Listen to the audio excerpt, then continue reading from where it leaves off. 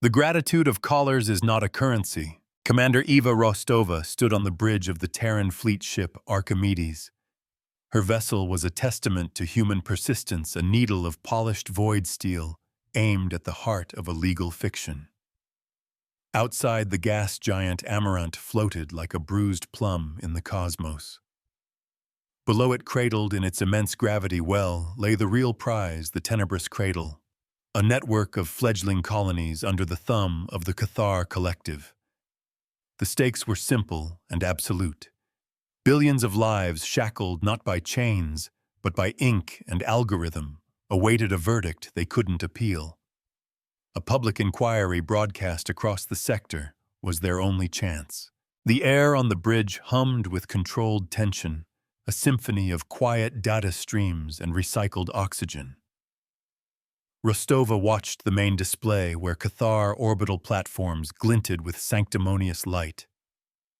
They called their system a gratitude tithe, a tax levied on every breath, every watt of power, every drop of water consumed by the colonists they had graciously uplifted. It was debt peonage on a planetary scale. Rostova's jaw was a tight line of defiance. Humanity had crawled from its own cradle worlds fighting such elegant tyrannies. The debt is their cage, and the law is their key. Her first officer, Lieutenant Jian Li, stepped beside her, his face a mask of professional calm. "Commander, the Cathar emissary is hailing. They are citing the Accord of Gentle Tutelage, Article 4. Rostova didn't need to see the text. She knew it by heart, a venomous little paragraph about the duties of a client species. "Put him on screen, Jian," she said, her voice betraying none of the cold fire in her gut. "Let's see how gentle their tutelage feels today." The view screen shimmered, replacing the majestic vista with the chitinous, multifaceted face of Emissary Vorlog. His mandibles clicked in a gesture of paternalistic patience. Vorlog's translated voice oozed condescension. "Commander Rostova, your presence here is unexpected, and I must say a violation of established sovereign mentorship." Rostova met his gaze without flinching. "Emissary, we are here on a registered diplomatic inquiry filed with the Sector Tribunal. We have questions about the Tenebrous Cradle's ledger." A frisson of something annoyance perhaps flickered across Vorlog's compound eyes. "Ledgers do not lie, but liars build ledgers. The ledgers are an internal matter. A simple accounting of the gratitude owed by our cherished wards," he chirped. Rostova's smile was thin and dangerous. "We believe the accounting is flawed, and we have come to teach a lesson in long division." A civilian vignette from the planet below played on a side monitor, a requested atmospheric feed. A small child, no older than 5, held up a crudely made doll to a Cathar tax drone. The drone scanned the offering, its optical sensor glowing red. After a moment, a synthesized voice declared, "Gratitude offering insufficient. Calculated parental debt has increased by 0.003%. The child's face crumpled. Rostova felt the familiar anger rise but forced it down. Emotion was a luxury. Justice required a colder calculus. "This is the math that must be unwound." The Archimedes' fleet mind, an AI-designated Solon, spoke directly into her neural implant, his voice a calm sea in the storm of her thoughts. "Commander Emissary Vorlog is signaling his fleet. 3 Cathar cruisers are shifting their energy signatures. They are preparing to enforce their sovereign mentorship." Rostova's eyes never left Vorlog's face on the screen. "Emissary," she said, her tone deceptively mild, "are you attempting to intimidate a diplomatic vessel on a fact-finding mission?" Vorlog's mandibles clicked again. "We are merely ensuring the tranquility of our wards. They can be so excitable." Solon Rostova subvocalized, "Begin mirror protocol gamma." Let's show the emissary what his tranquility looks like from the outside. A subtle shift occurred in the ship's energy profile. The Archimedes wasn't powering weapons. It was powering a massive array of verispectrum sensors and broadcast relays. Their every action would become a public record. On the main screen beside Vorlog's sneering face, a new window opened. It displayed a real-time data stream, a public ledger entry accessible by any vessel in the sector. It showed the Cathar cruisers powering their weapon systems tagged with timestamps and trajectory projections. The inquiry had begun, whether the Cathar wanted it or not. Vorlog's placid demeanor finally cracked. A low hiss escaped his mandibles. This is an outrageous breach of diplomatic protocol. Rostova's lips curled into a semblance of a smile. Is it, or is it simply radical transparency? You claim to be mentors. Mentors should have nothing to hide. The public ledger blinked, updating with the emissary's rising vocal stress and biometric readings captured by the Archimedes' long-range sensors. Every being with a comms unit in 5 systems was now a witness. You cannot hide from the light you yourself create. Her legal officer, Anya Sharma, spoke from her console, her voice crisp. Commander, we're receiving acknowledgements. Neutral shipping guilds, the Cygnian Observer, Post, even a Xylan pilgrim ship. They're all tuning in. The quorum is growing. Rostova nodded. This wasn't a battle of ships. It was a battle for the narrative. The Cathar had built their empire on closed doors and carefully curated reports. The Archimedes was about to kick those doors down with the weight of verifiable truth. The truth is a hammer that shatters glass houses. Vorlog's image vanished, replaced by the serene gas giant. The Cathar had cut the link. He's running, Gian said, a hint of satisfaction in his voice. He's not running. Rostova corrected. He's retreating to his fortress of legalese. He'll be back with a counter-injunction or a fleet of lawyers. Solon, what's the next move? The AI's voice was cool and precise. The Cathar legal framework is based on the collar doctrine. It posits that a species in their debt is not a sovereign entity, but a legal ward. Their rights are suspended for their own good. A collar was still a collar even if it was woven from contractual obligations. A just law frees, an unjust one binds. Then we need to prove the colonists are not wards but prisoners, Rostova stated. We need to show they are capable of sovereign thought and self-governance. We need to give them a voice. The challenge was immense. The gratitude tithe was insidious. It didn't just extract resources. It suffocated culture, innovation, and hope. It was designed to keep the colonists perpetually dependent, forever children in the eyes of the galaxy. Solon begins scanning all colonial network traffic. Look for patterns of dissent, suppressed innovation, anything that proves they are more than just grateful children. A new kind of war requires a new kind of weapon. Down in the Tenebrous Cradle, a young woman named Alara sketched a circuit diagram in the dust of her hab unit floor. Her community's water reclaimer had failed again, and the Cathar overseer had quoted a repair cost that would take 3 generations to repay. But Alara had an idea, a modification using scavenged parts that could bypass the proprietary Cathar components. It was forbidden tech, a violation of the tutelage accords. Her father watched his face etched with worry. Alara, they will see. The drones are always watching. She looked up, her eyes bright with a defiant spark. Let them watch Papa. I'd rather be punished for being clever than die for being grateful. Solon's voice returned, a whisper of pure data in her mind. Commander, I have found something. Buried in the low-priority maintenance logs of the primary orbital station. It's a series of encrypted files designated Project Gratitude Adjustment. The encryption is Cathar military grade. Rostova's heart beat a little faster. This was it. The first thread to pull that might unravel everything.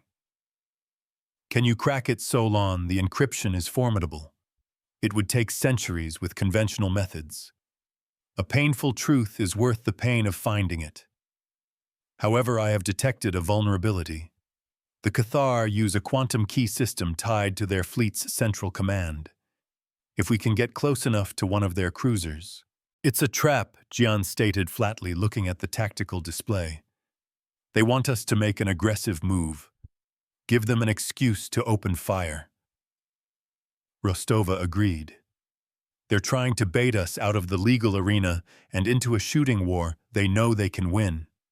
But the files were too important to ignore. They were the lock, and the Cathar cruisers held the key. A calculated risk is not the same as a foolish gamble.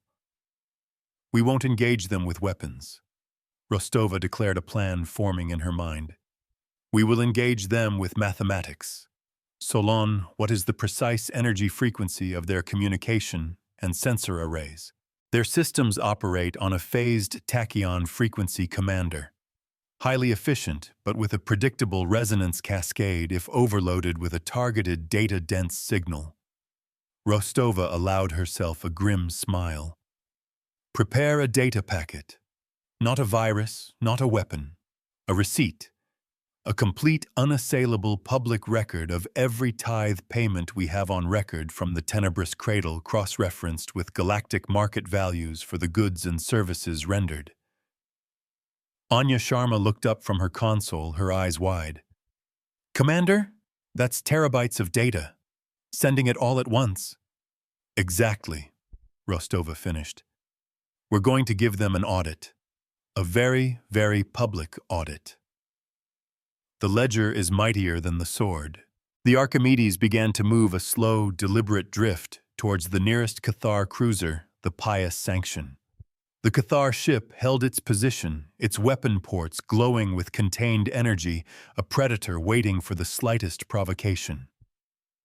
They're hailing us again, Gian reported, warning us to maintain our designated diplomatic distance. Rostova ignored it. Solon, on my mark, transmit the ledger. Target their primary sensor dish. Broadcast it on all open channels. Let the whole sector watch us deliver the mail. The tension on the bridge was a physical thing, now a coiled spring of anticipation. They built the system. They can pay the price of its operation. Mark Rostova said, her voice cutting through the silence. The Archimedes shuddered slightly as a massive, focused beam of pure information lanced out across the void. It wasn't a laser designed to burn or cut. It was a signal designed to overwhelm. The data stream, the receipt, as Rostova called it, slammed into the Pious Sanction's sensor array. For a moment, nothing happened. Then the Cathar cruiser began to convulse. Lights flickered across its hull as its systems struggled to process the unexpected data flood. It was like trying to drink an ocean through a straw. The ship's own systems were force-feeding it a truth it was designed to ignore. A mirror does not judge, it merely reflects. The Pious Sanction's weapon ports dimmed. Its engines flared erratically. On the public ledger, a new entry appeared, Cathar Cruiser, Pious Sanction Systems, overloaded by receipt of publicly verifiable data. The other two Cathar ships began to back away, their commanders surely watching in horror as their sister ship was brought to its knees by an accounting statement. It's working. Gian breathed a note of awe in his voice. We didn't fire a shot. Rostova nodded, her eyes fixed on the struggling cruiser. We don't need to. We just need to show them the bill for their benevolence. The cost of empire is always paid sooner or later. Solon's voice was serene.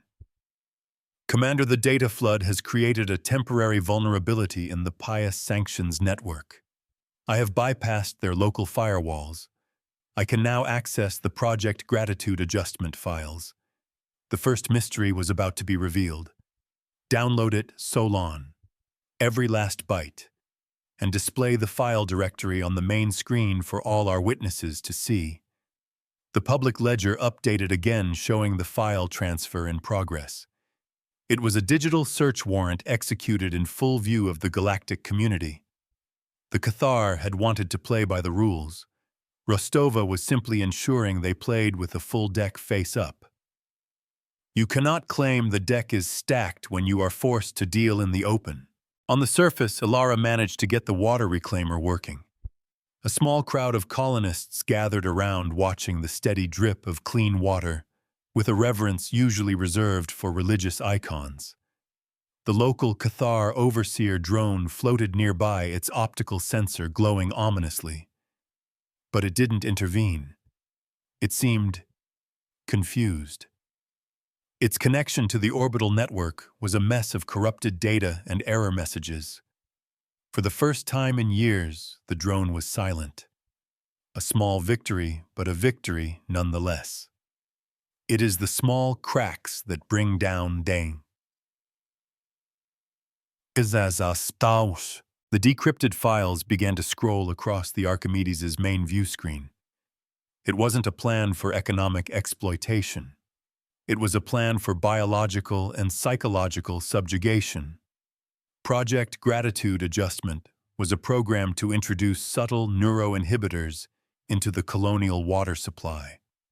These compounds were designed to suppress critical thinking, foster dependency, and enhance suggestibility. It was a chemical collar designed to keep the colonists docile and compliant for eternity. The gratitude tithe wasn't just a tax. It was the delivery mechanism for a slow, creeping lobotomy. Rostova felt sick. The truest monsters hide their fangs behind smiles. Anya Sharma gasped, her hand flying to her mouth. They're poisoning them. They're turning them into willing slaves. Jian's face was a thundercloud. This isn't mentorship. It's domestication. The evidence was undeniable, displayed for the entire sector to see. The Cathar hadn't just built a system of debt. They had built a system of engineered helplessness. This fleet teaches by numbers and remembers by ledgers, never by callers. The in-universe note felt less like a policy and more like a sacred vow. Rostova's voice was cold as the void between stars. Solon, package this evidence. Transmit it directly to the sector tribunal. Title the file, A Reckoning. The public inquiry was no longer a request. It was now a certainty. The Cathar could not hide from this. They could not spin this as a misunderstanding. The data was raw, irrefutable, and now public. The legal ground had shifted beneath their feet, a tectonic upheaval of their own making. Their secrets were now their shame. The pious sanction finally managed to purge the data stream, its systems rebooting. But the damage was done. The truth was out. The other Cathar cruisers were in full retreat, their confident postures replaced with the panicked flight of the exposed. Commander Solon reported a priority message from the sector tribunal. They have received our evidence. They are convening an emergency session. They have issued a binding injunction against the Cathar Collective, ordering them to cease all tithe-related operations in the Tenebrous Cradle, pending the outcome of a full public inquiry. A cheer went up on the bridge, a rare release of pent-up emotion. Rostova allowed a small, tight smile. This was the first step, the first real victory, but it was far from the end. The law is a shield, but it must be wielded. Hold your celebration, Rostova ordered, her voice cutting through the cheers. This just moves the fight to a different arena. They'll try to bury us in motions appeals and procedural delays. They will paint us as aggressors, as violators of their sacred traditions. She turned to face her crew. They have built a legal empire that spans 1,000 systems. We have one ship and the truth. It will have to be enough.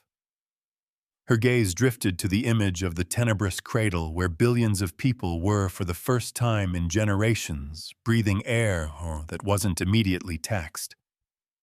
One moment of freedom is worth a lifetime of struggle.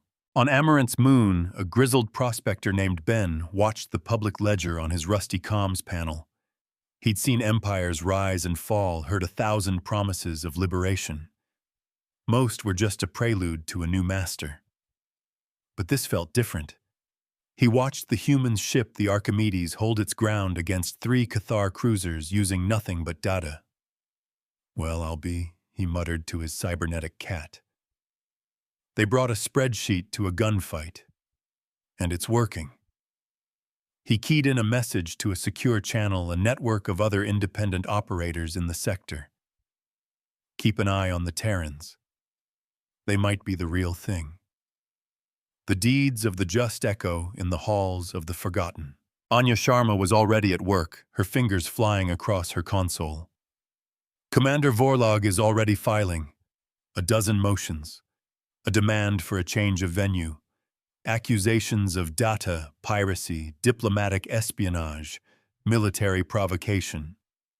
Rostova nodded. As expected. He's trying to muddy the waters to turn this into a case about our methods, not his. She walked over to the legal station. "We will answer every motion. We will cite every precedent. We will not give them an inch of procedural ground. Justice delayed is justice denied. Our primary legal argument," Rostova continued thinking aloud, "must be the concept of inherent sovereignty. The Cathar collar doctrine rests on the premise that a less developed species can have its sovereignty temporarily suspended for its own good. We will argue that sovereignty is not a privilege to be granted or revoked. It is an inalienable state of being for any sentient species." Jian looked thoughtful. That's a radical position. It challenges the legal foundation of half the protectorates in this sector. Rostova's eyes were hard. Then it's a foundation that needs to be shaken. A truth cannot be radical. It can only be true. Solon's voice cut in a note of something new in its synthesized tones. Analysis. "Commander, there is a precedent. A deep archive case from the early expansion era. The Aurora Court ruling." A file appeared on the main screen.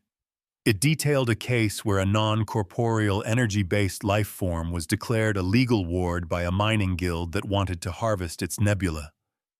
The court, in a landmark decision, ruled that sentience in any form possesses an inviolable right to self-determination.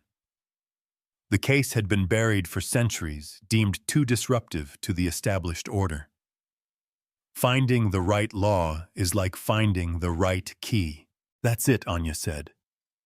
Her voice filled with excitement. "That's our weapon. The Aurora Court precedent establishes that you cannot sign away inherent rights. Any contract or accord that attempts to do so is void from the start." The Gratitude Tithe. The Accord of Gentle Tutelage. The entire Cathar legal framework in the Tenebrous Cradle. It was all built on a lie. A contract with a slave is not a contract. They built their empire on an illegal foundation, Rostova breathed. "Solon, prepare a brief. Cite Aurora Court. Demand immediate summary judgment from the tribunal. The charge is not just exploitation. It is systemic, species-wide illegal imprisonment. The weight of history can crush the present." The fight was about to escalate. The Cathar would not take this lying down. They would bring the full weight of their legal and economic power to bear. They would threaten, cajole, and bribe. They would do everything in their power to make the Aurora Court precedent disappear again. Rostova looked at her crew, their faces determined, resolute. They were outnumbered, outgunned, and outfinanced. But they had something the Cathar did not. They had the truth, and they had a ledger to prove it. When the truth is on your side, you are never truly alone. The Cathar's response was swift and brutal. It wasn't a legal motion. It was an economic shockwave. Across the sector, Cathar-controlled corporations began dumping Terran-affiliated trade bonds. They canceled shipping contracts. They froze assets held in their financial institutions. It was a coordinated system-wide attack on the human economy designed to force the Archimedes to stand down. A message appeared on the public ledger posted by the Cathar Collective. The Terran intrusion is not a legal inquiry. It is an act of economic warfare. All necessary countermeasures are authorized. They sought to make the cost of justice too high to pay. On the bridge, alarms blared as market feeds turned blood red. "Commander, our supply lines." Jian reported, his voice grim.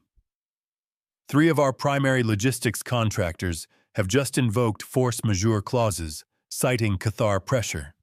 Our reserve fuel and replication matter will only last another 60 cycles. The Cathar were trying to strangle them, to isolate the Archimedes, and leave it adrift in hostile territory. It was a classic move of corporate warfare writ large across the stars. They're escalating, Rostova said calmly, her eyes never leaving the crimson tide of the financial data. They are moving from legal maneuvering to open coercion. Anya Sharma looked shaken. Can they do this so blatantly? Solon answered before Rostova could. Their actions are technically legal under the free market accords. They are leveraging their economic power to protect their interests. It is aggressive but not illegal. That was the genius of the Cathar system. They had woven their rapacity so deeply into the fabric of galactic law that their crimes looked like business. The most secure prison is the one the prisoner doesn't know they are in. They think they can buy our silence. Rostova said, a dangerous edge to her voice. They think they can put a price on justice. She turned to her communications officer. Open a channel. Sector-wide. Unencrypted. A moment later, a green light blinked on the console. They were live. Rostova stepped forward, the camera focusing on her determined face. This is Commander Eva Rostova of the Terran fleet ship Archimedes. The Cathar Collective has responded to our evidence of systemic torture and illegal imprisonment, not with a denial, but with economic warfare against my people. She paused, letting the weight of her words sink in. They believe that your access to certain luxury goods is more important than the lives of billions. They believe your profit margins are more important than the soul of this galaxy. Her voice was clear, unwavering, a beacon in the storm of market data. They are wrong. We will not be bullied. We will not be bought. The inquiry will proceed. The truth will be heard. She looked directly into the camera. And we will pay any price to see it done. A powerful truth simply stated can shake an empire. The transmission ended. The bridge was silent. Jian let out a long, slow breath. That was a declaration of war, Commander. Rostova shook her head. No, Lieutenant. That was a statement of intent. We are not their enemies. We are their mirror. And they are horrified by what they see. Solon's voice echoed her sentiment. Commanders, your transmission is being replicated on thousands of independent nodes. Public sentiment is shifting. The Cathar economic attack is now being framed as an admission of guilt. The Cathar had overplayed their hand. They had shown the galaxy that their first instinct when faced with the truth was to threaten and silence. Tyrants always mistake fear for respect. Down in the Tenebrous Cradle, something remarkable was happening. Ilara's reclaimer design sketched in the dust had been copied and shared. Other colonists, emboldened by the silence of the overseer drones, began to tinker. They started repairing their own equipment, jury-rigging systems, and sharing their knowledge through a makeshift low-tech network. It was an explosion of grassroots innovation, a silent rebellion of self-reliance. For the first time, they were not just surviving. They were building. They were proving in 1,000 small ways their inherent sovereignty. The seeds of freedom once planted can grow in the darkest of places. The Sector Tribunal responded to the Cathar's economic attack with a stunning move. They issued a universal asset freeze on the Cathar Collective's primary holding companies. They cited an obscure legal contempt clause, arguing that attempting to intimidate a party to a tribunal proceeding was tantamount to attacking the court itself. The Cathar economic war had lasted less than a day. Their own weapon had been turned against them. The law can be a sword as well as a shield. Vorlag's face appeared on screen again unbidden. The paternalistic mask was gone. His mandibles twitched in fury. You have made a grave error, human. You have invoked powers you cannot comprehend. The collar doctrine is not mere policy. It is a fundamental truth of the cosmos. The strong must guide the weak. It is the way of things. Rostova met his rage with icy calm. The only fundamental truth, emissary, is that sentient beings have the right to choose their own path. Your guidance is a cage, and we are here to rattle the bars. An elegant theory cannot survive a brutal fact. The tribunal may have frozen our assets, Vorlag hissed, but they cannot freeze our fleet. Our mentorship will be enforced. The Tenebrous Cradle will learn its lesson in gratitude one way or another. The threat was naked, a promise of violence. The legal battle was about to become a military one. Jian moved to the tactical station. 3 more Cathar battle groups have just warped into the system. They are taking up assault formations around the cradle. The odds had just gotten significantly worse. They are going to crush the colonies as a show of force, Anya whispered, horrified. To make an example of them. Rostova's mind raced. The Archimedes was a diplomatic vessel, not a warship. It could not stand against a Cathar battle fleet. Direct confrontation was suicide. But they could not simply stand by and watch billions be slaughtered. There must be another way. Solon, she said, her voice tight with urgency, run a simulation. The Cathar fleet is preparing to fire on the colonies. Our objective is to prevent that without engaging in direct combat. Find a solution. The AI was silent for a fraction of a second. The hum of the ship's core seemed to deepen as its vast processing power was brought to bear on the impossible problem. Simulation complete. Solon's voice returned. There is one viable path. It is high risk. It involves using the planet Amarant itself as a component of our strategy.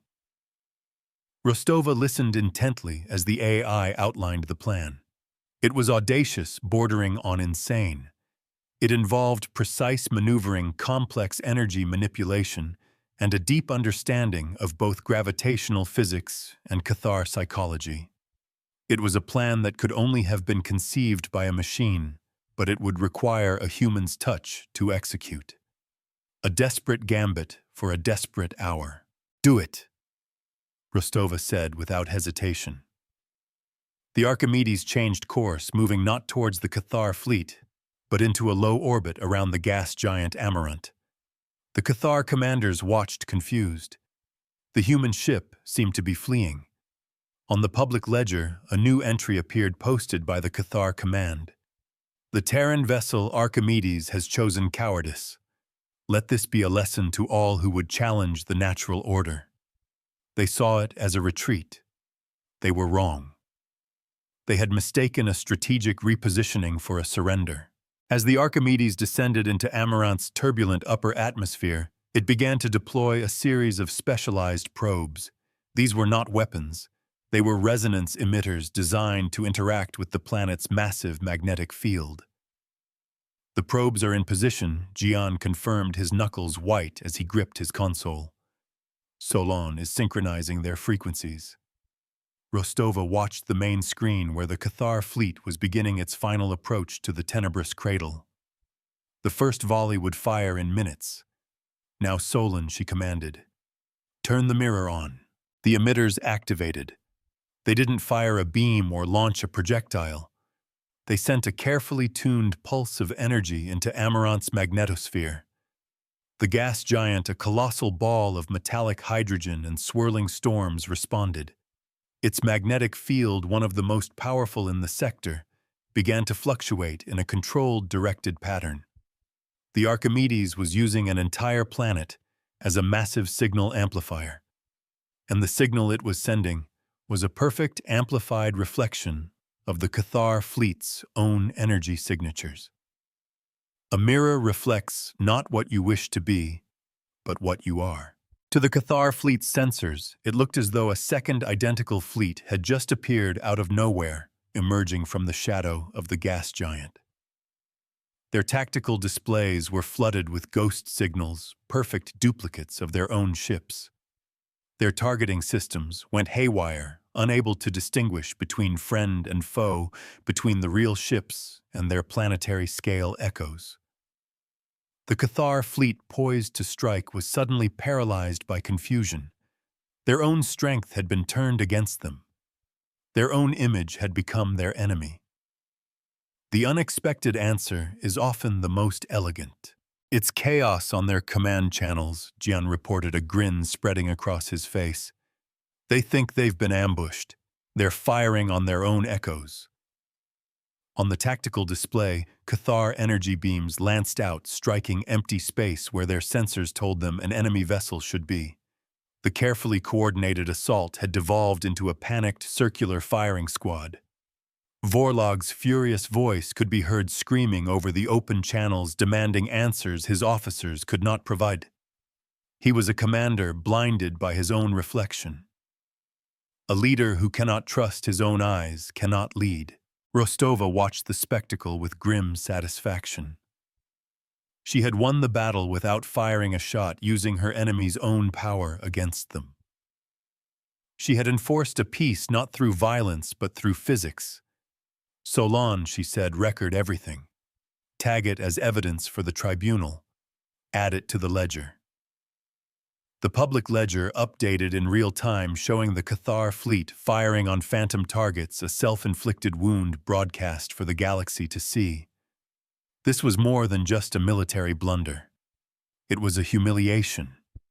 It was proof that the Cathar, for all their talk of strength and order, were slaves to their own aggressive impulses. A reckoning is not always loud. Sometimes it is the quiet unfolding of inevitable consequences.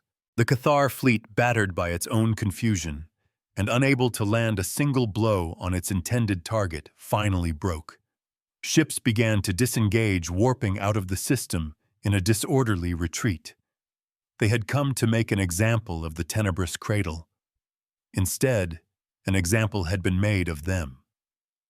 The space around the colonies fell silent, save for the hum of the Archimedes and the faint resonance of a gas giant's tse. The immediate threat was over.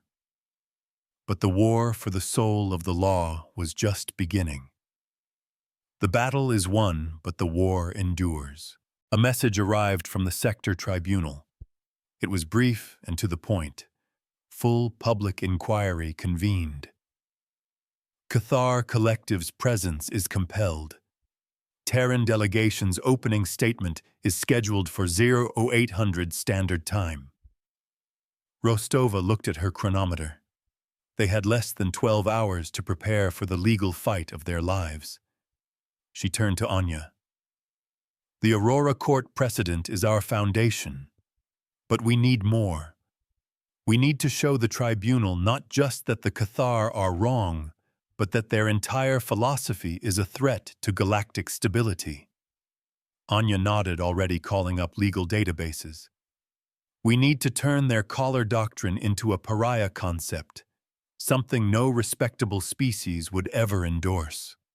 A law is only as strong as the will to enforce it. Rostova addressed the bridge. The Cathar will come at us with everything they have. They will try to portray us as naive idealists who don't understand the harsh realities of the galaxy. They will argue that their methods, while distasteful, are necessary for order.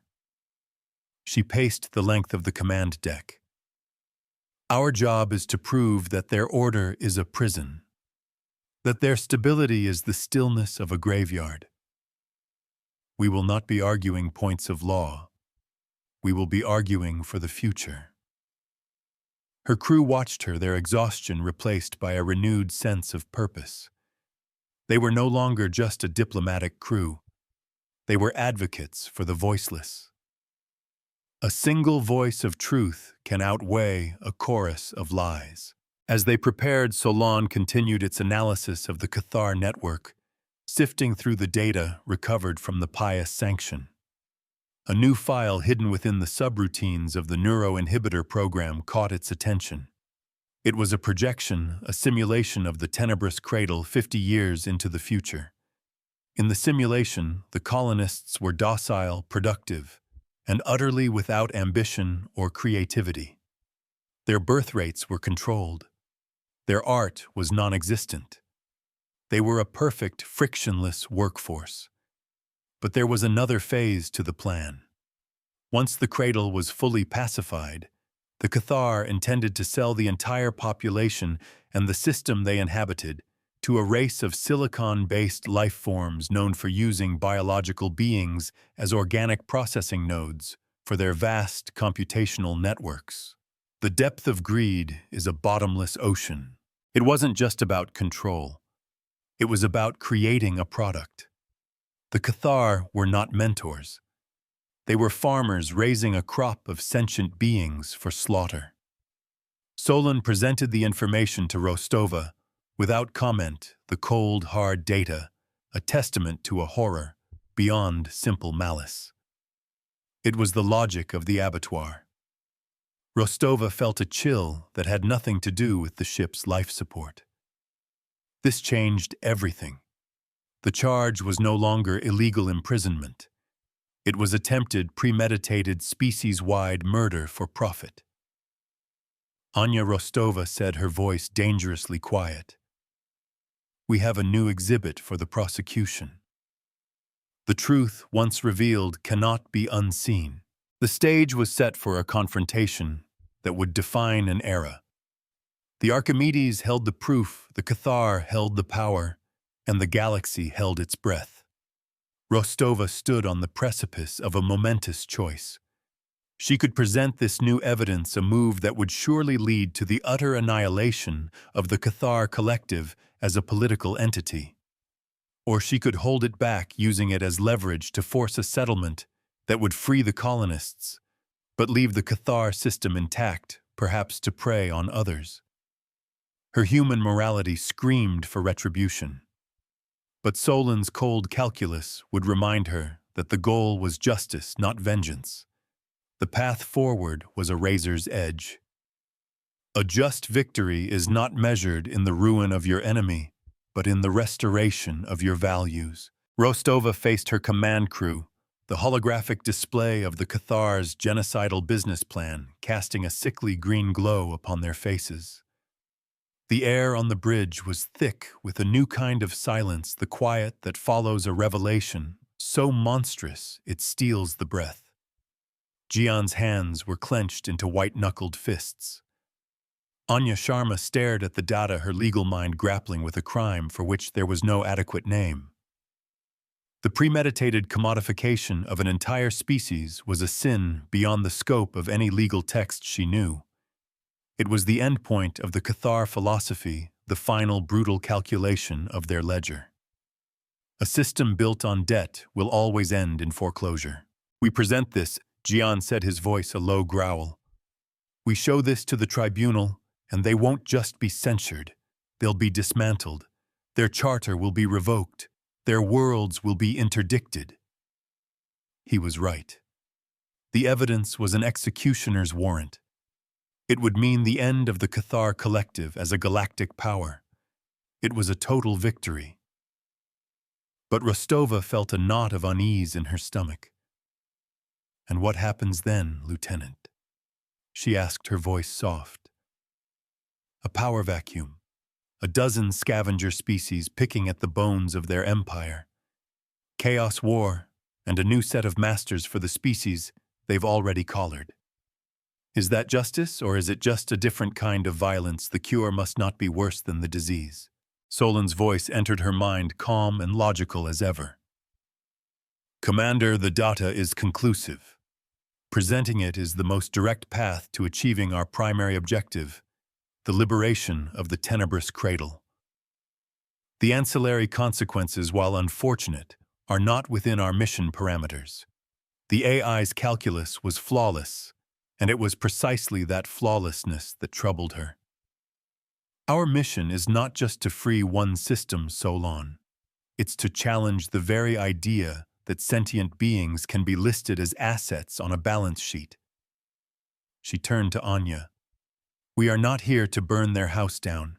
We are here to condemn the Foundation. Can we win this inquiry without using this final piece of evidence?" Anya looked up, on her eyes regaining their focus. "It will be harder. Vorlog will wrap himself in the flag of the collar doctrine. He will argue that it's a valid, if stern, legal philosophy. Without the proof of their ultimate intent, it becomes a debate between two competing theories of governance. A long shot, then. A fight on principled grounds, rather than a simple presentation of a bloody knife. A vow is tested, not when it is easy, but when it is hard." Rostova made her decision. "We hold it in reserve. We will fight them on the grounds of the law. We will force them to defend their philosophy in the light. We will make them choke on their own words."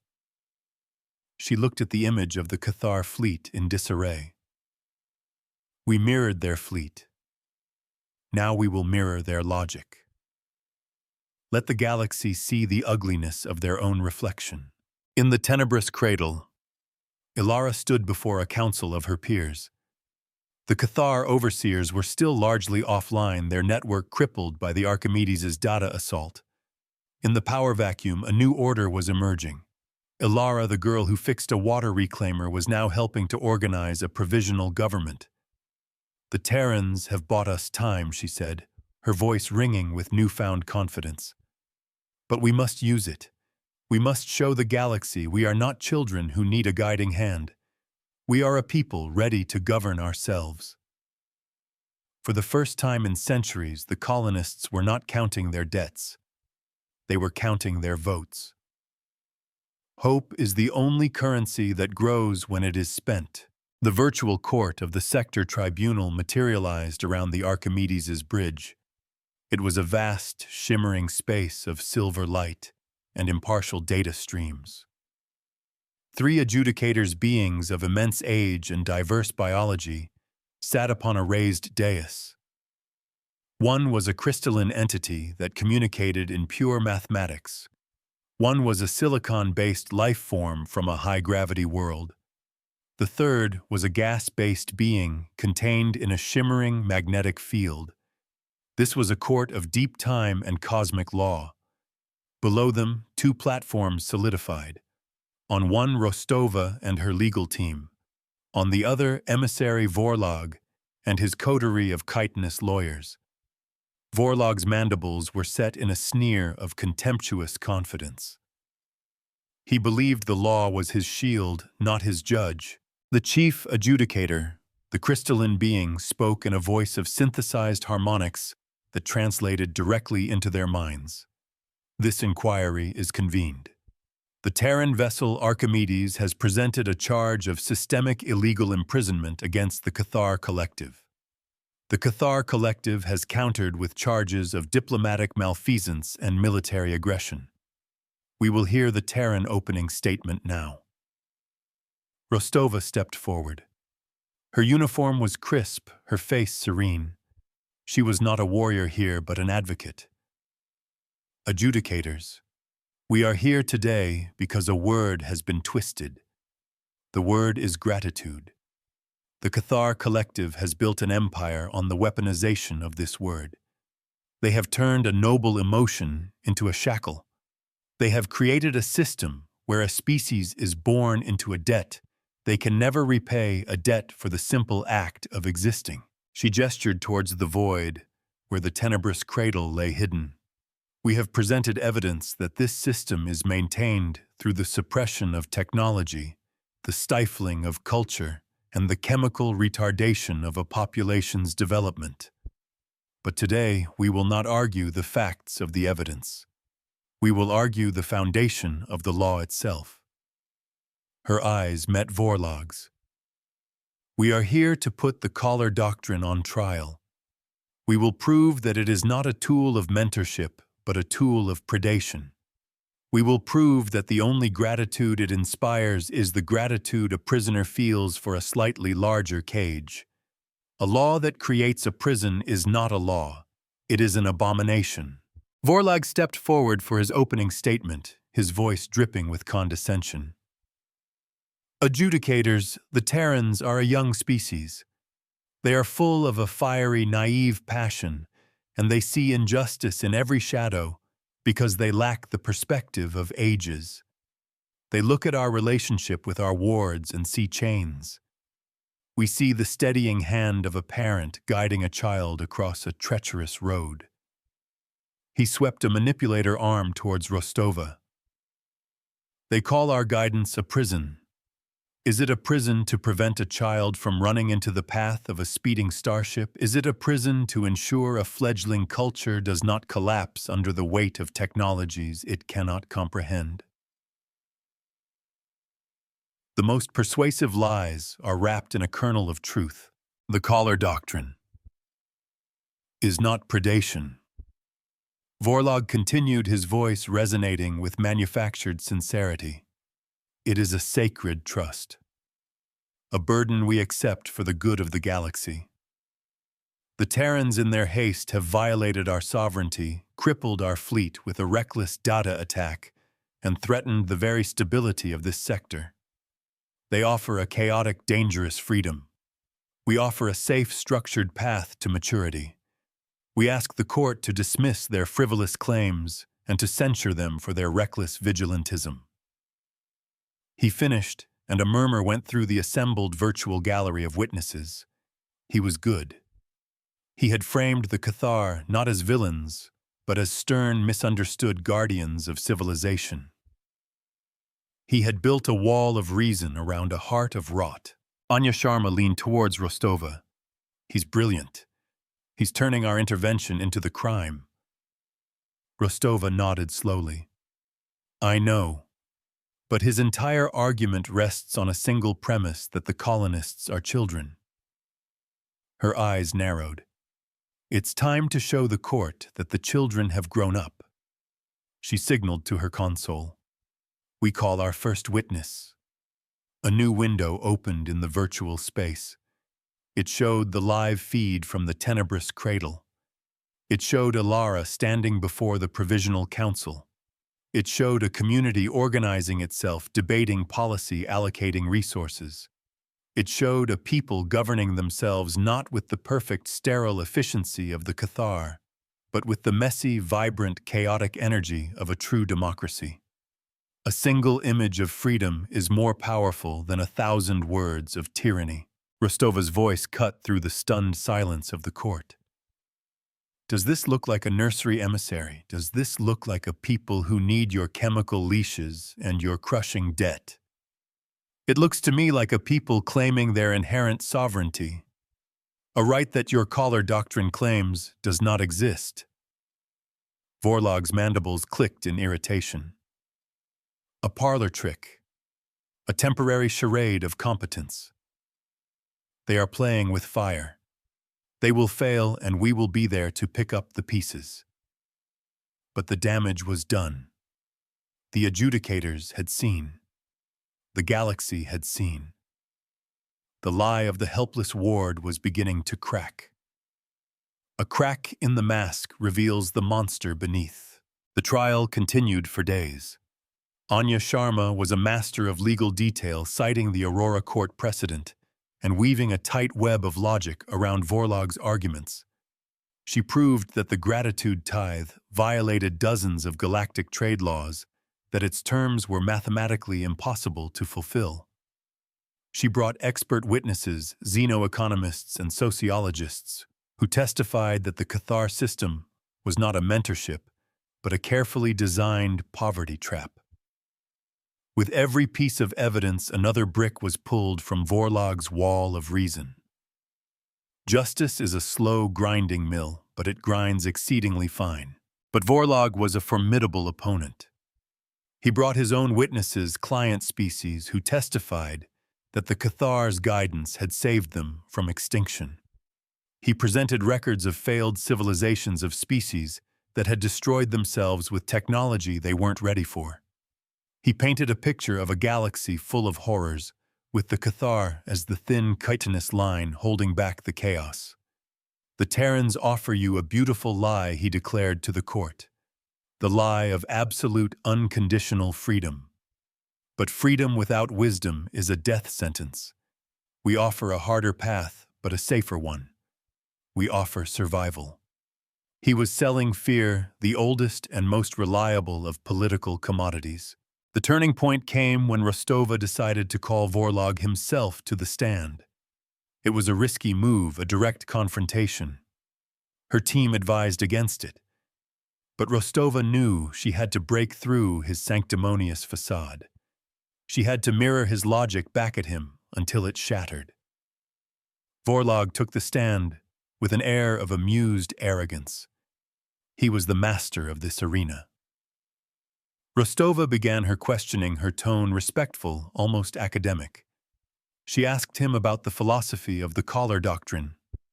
She led him step by step through the logic of his position.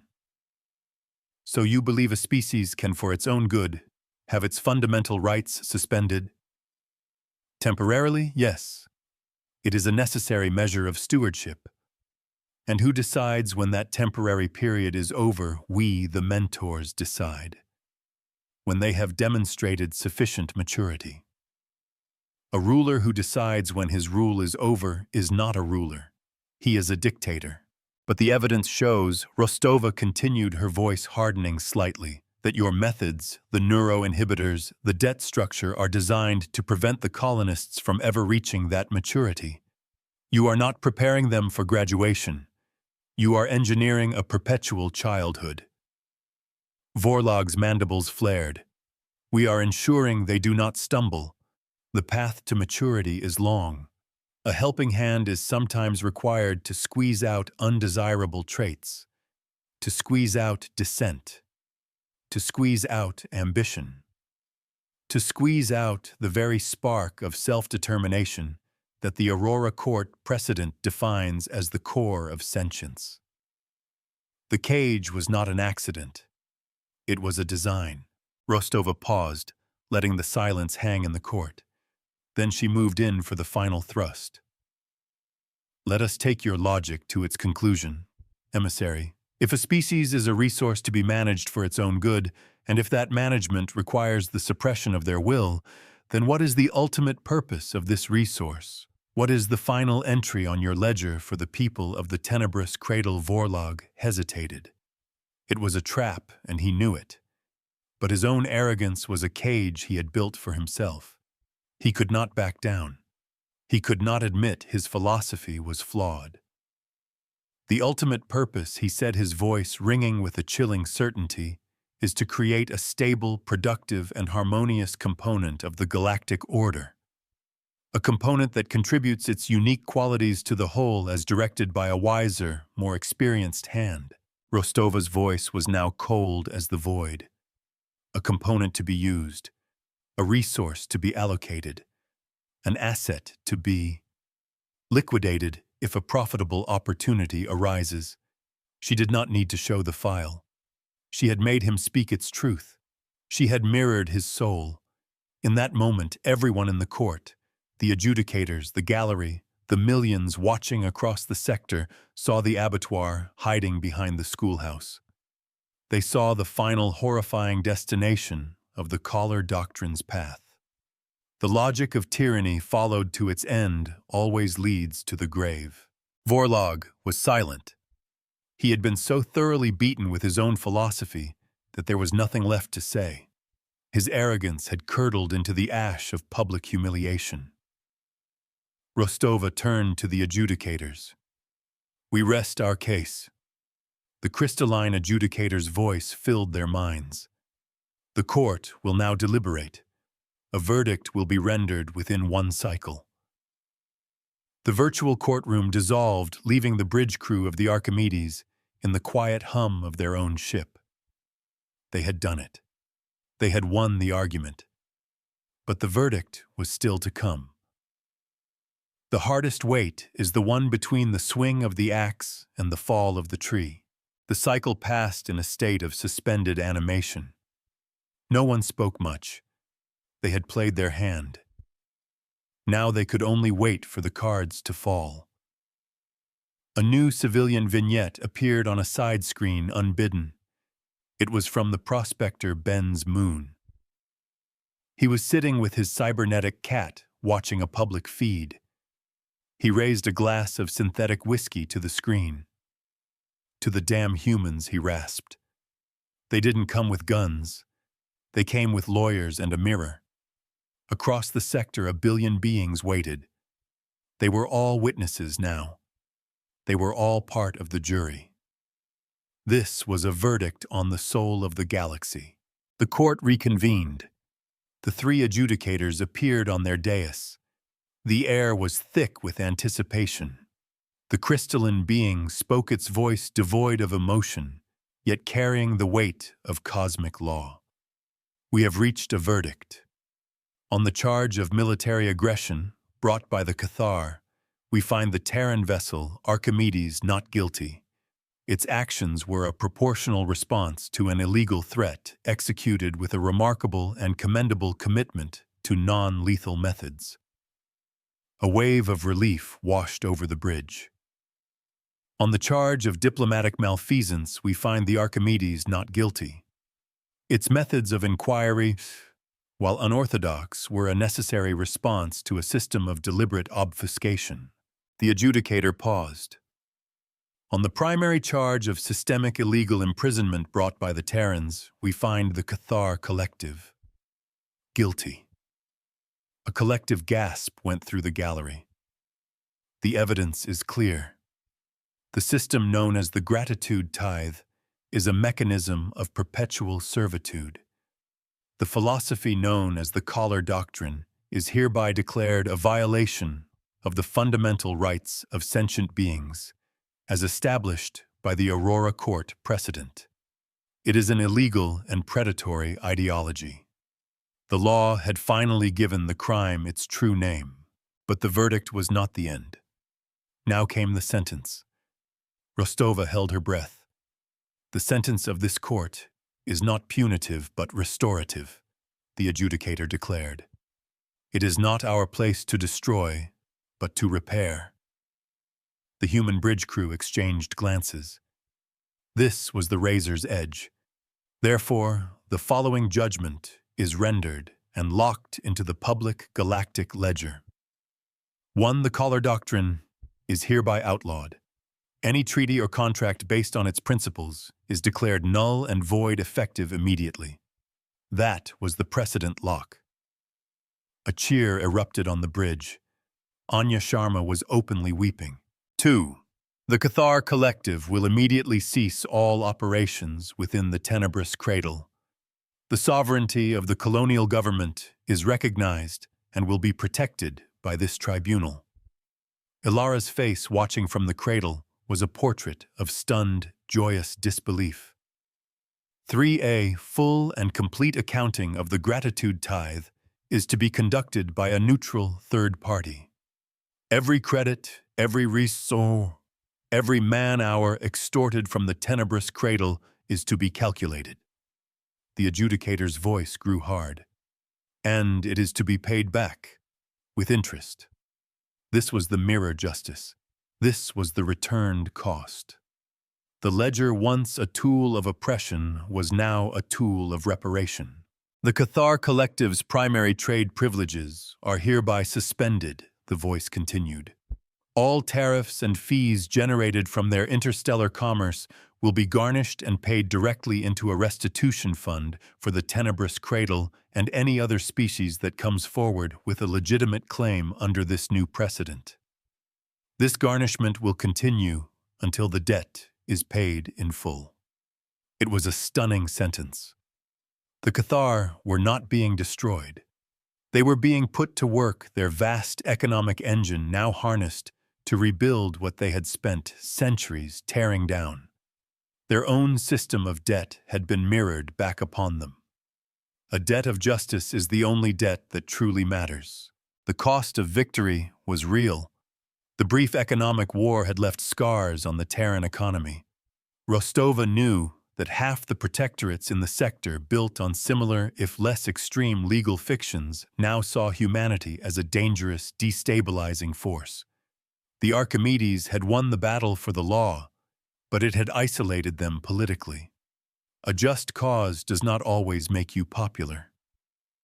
But as she looked at the feed from the Tenebrous Cradle where people were embracing in the streets, tears of joy streaming down their faces, she knew it was a price worth paying.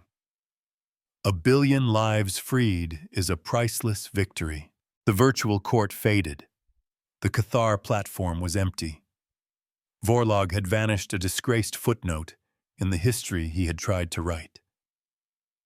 The bridge of the Archimedes was quiet. The cheering had subsided, replaced by a deep, profound sense of accomplishment. They had faced an empire and brought it to its knees with nothing but the truth and a mirror. Solon's voice spoke in her mind, a final calculation.